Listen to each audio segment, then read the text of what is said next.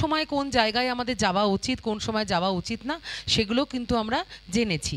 এবং ডায়েটিশিয়ান স্নেহা উপাধ্যায় তিনিও ছিলেন।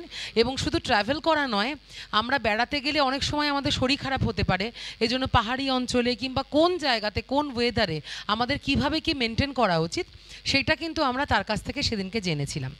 এবং আজকে 10ই মে আমরা আর একটা নতুন অধ্যায় একেবারেই শুরু করতে চলেছি।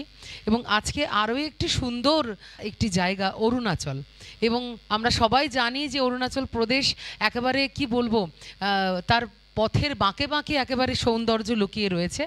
তো আজকের আড্ডাতেও আমাদের দুজন নতুন অতিথি রয়েছেন, তার মধ্যে যিনি আজকে এই জায়গার সম্পর্কে বলবেন খুঁটিনাটি একেবারে, যেটা শুনে আমাদের একেবারে টিকিট কাটতে ইচ্ছে করবে, মনে হবে চলেই যাই দৌড়ে।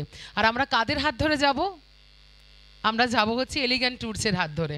এবং তিনি আমাকে বলেছেন যে আচ্ছা কবিতা গানের একটা আড্ডা করুন, আমরা অ্যারেঞ্জ করব। তো আমি বললাম খুব ভালো খবর, আমরা নিশ্চয়ই করব। তো আজকে আমাদের মধ্যে উপস্থিত রয়েছেন বলরাম বসু, প্রখ্যাত ট্রাভেল রাইটার, যিনি আমাদের জানাবেন অরুণাচলের নানা অজানা জায়গার কথা, যেগুলি কিন্তু এখনও আমরা অনেকেই চিনি না, জানি না। সেই জায়গাগুলো যেখানে গেলে হয়তো আমাদের অরুণাচলকে নতুন করে আমরা আবার আবিষ্কার করতে পারবো।